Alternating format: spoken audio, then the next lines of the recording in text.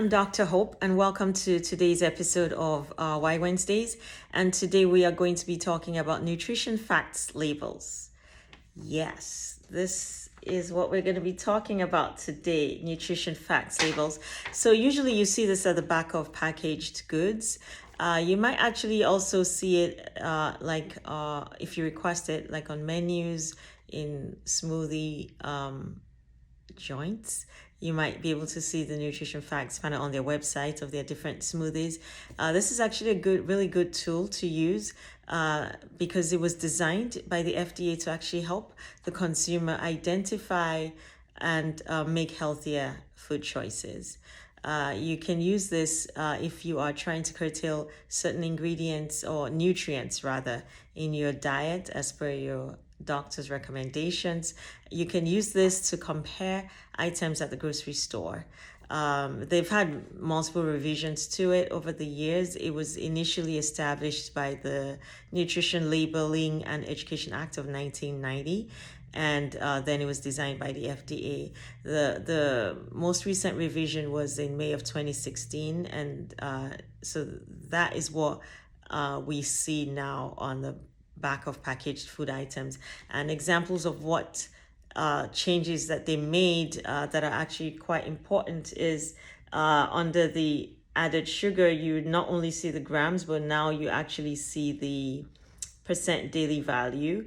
And they also added vitamin D so that way you can tell how much vitamin D is in the product that you have. And that's because they found a lot of people were low in vitamin D. So how does the nutrition facts label work? The important things to note about nutrition facts label is the actual amount of calories, but if you see the line over there, it says serving calorie amounts per serving. So what you want to make sure of is that you know how many servings are in that package. Like this one says 4 servings per container, and the serving size is 1 cup. Now that 1 cup is what has the 280 calories. So if per chance you have more than 1 cup of that product, then you need to know that the calories will be different. If you have 2 cups, it will be 560 calories. If perchance you have the whole package, which is 4 servings, then you're going to be having 280 calories times 4. The other thing that's important to note is the percent daily value. And again, this is based on the serving size. So if you are looking to limit the amount of saturated fats in your diet, for example, and you know this has 23% in one serving, you can opt to cut that in half, or maybe have a third of a serving, and that will give you a third of that 23%. If you have half of that serving, you will get half of that 23% in your percent daily value of saturated fats. So that's important as well to note. It will tell you total cholesterol, sodium.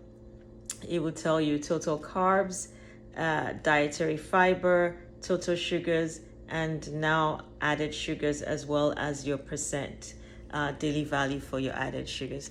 So why is this important to you? You're like, Dr. Hope, why are you stressing me out now with nutrition facts labels? Well, you see, what we realized was that a lot of people, were either misusing or just didn't understand the nutrition facts label. And you might be like, okay, the percent daily value, what does that actually mean? Well, to put it very simply, the most important thing I want you to take away from this is 5-20. So if you remember the 5-20 rule, that is with respect to the percent daily value. So what that means is any nutrient that is 5% or less in the percent daily value, that means that food is low in that nutrient. And if it's 20% or more in percent daily value, that means that food is high in that nutrient. So again, if we use this as an example, this is just a sample of a lasagna.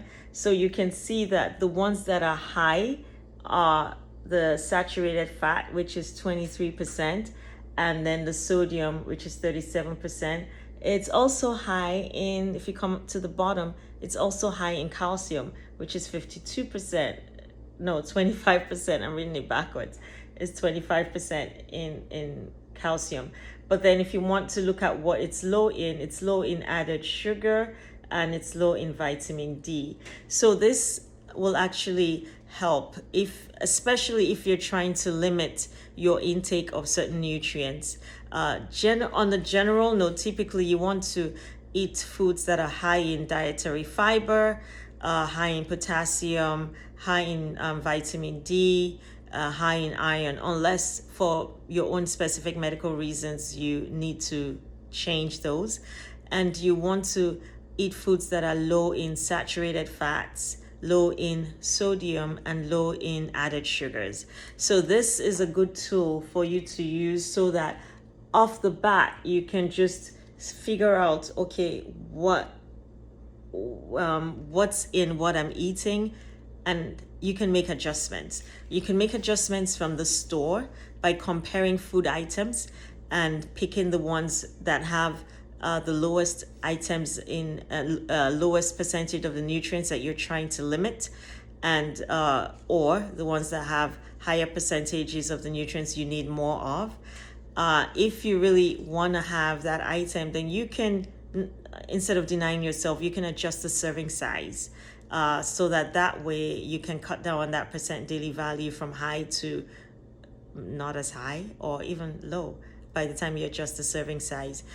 So that way it helps you make more informed choices, and it helps you actually adhere to a healthier lifestyle. Yeah. Another thing is, it will help you also plan for your meals for the rest of the day. If you know you're going to have something that's a bit higher in nutrients that you want to limit, then you can adjust the other meals for the rest of the day, so that way you're not having foods that are high in those nutrients throughout the day, but you're able to, cut down on the other meals of the day if you know it's going to be high in one meal, in the day. At the end of the day, it's just you doing your best to eat healthier and make wiser choices. Yeah? Okay. All right. If you need more information, click the link. It'll take you to the blog where I go a little bit more in detail about this. But until next time, remember, you matter. And I will see you at our next Why Wednesdays. Bye.